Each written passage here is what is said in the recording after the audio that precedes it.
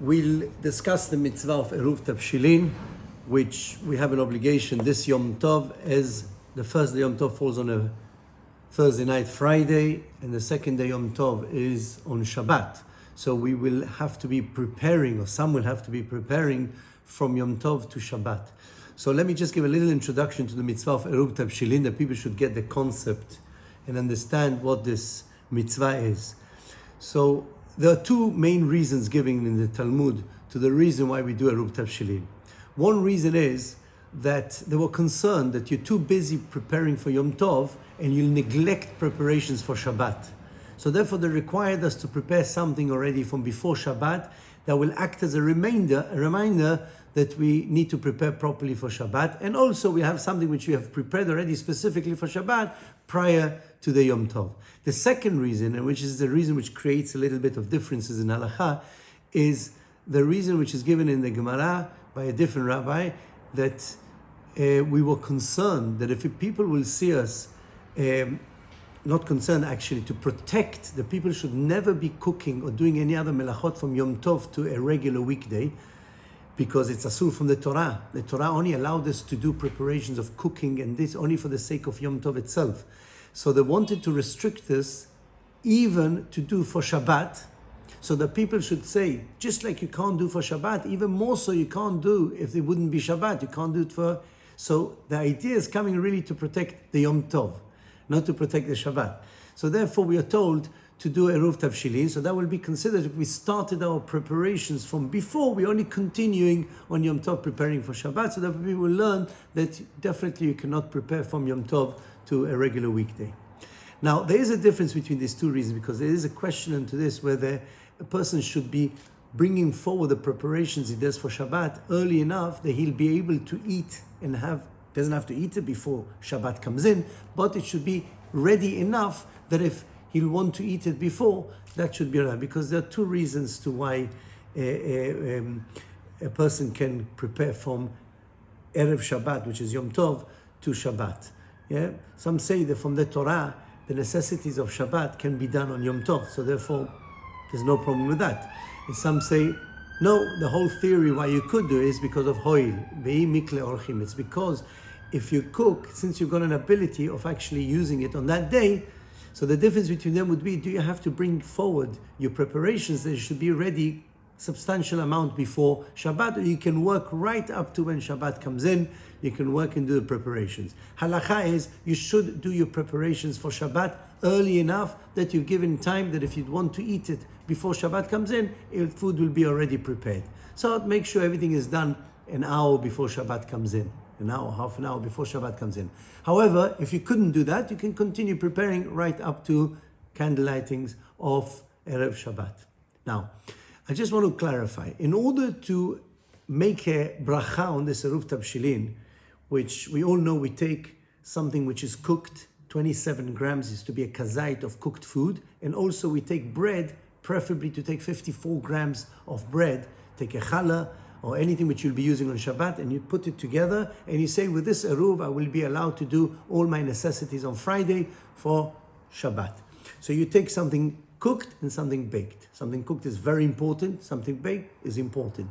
So therefore you take both these things, 27 grams of food. So I take to myself, for people, preferably if you take from the food you have actually prepared for Shabbat. But if you can't, just take a tin of sardines, a tin of tuna, which is cooked food, and then you take a box of matzot you can take. Even though it's mezonot, you can be koveh seudah, but you take a box of matzot, or you take a bun or a lechallah, which you're going to use on Shabbat, and you put it aside, you say with this Eruv now. Now, there are many people who do not actually prepare and cook. They don't want to get dirty on Yom Tov. Nowadays, Baruch Hashem, we've got fridge, freezers. We are able not to get ourselves dirty. Now, there's no problem in cooking on Yom Tov for Shabbat. I mean, obviously with Eruv Tavshillin.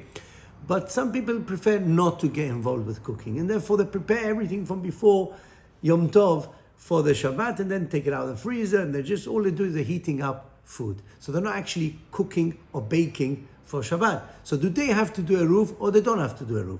So generally, if it's only for candle lighting, which is also a melacha, you're lighting fire, that's an argument in Halacha whether you're required to do Eruv Tavshillin for that.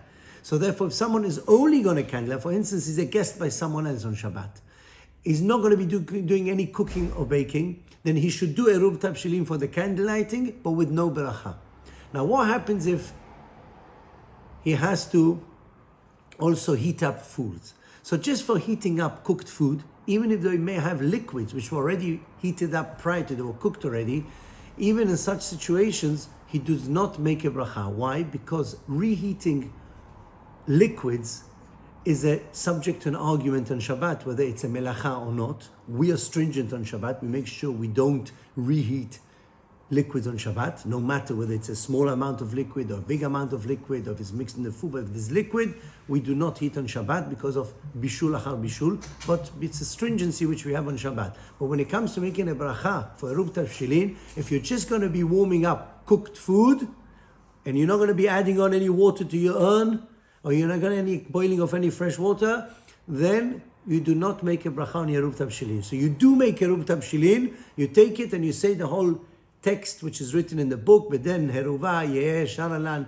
it should be allowed for us to cook or whatever we need to do, but you don't make Baruch Atah Hashem Asher Kideshanu Mitzvotav Mitzivanu Ala Eruv. You don't make that bracha because you're not going to be doing any fresh cooking on Friday. So bear that in mind before you do the Eruv, whether you have to make a bracha or you don't have to make a bracha. But if you're going to be doing any form of heating up new liquids or cooking any food, then one has to make a bracha of the Eruv Tavshillin. You have to make sure the Eruv Tavshillin doesn't get consumed prior to Shabbat coming in, prior to the preparations of Shabbat. If you've already prepared all your preparations, then obviously there's no restriction of eating up the Eruv. But otherwise, make sure that the Eruv stays intact until you finish preparing your food for Shabbat.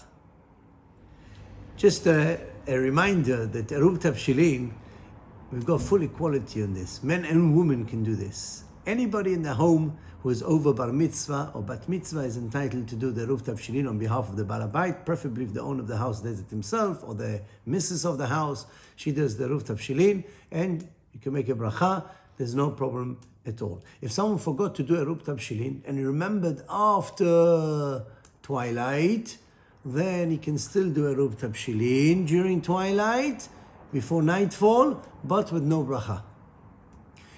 If someone totally forgot, and it's a one-off, then b'di'avad, I don't like saying this halacha because I don't want people to rely on this, then you rely on the rabbi of your community or the rabbi of the town, which he makes on behalf of the whole kehillah.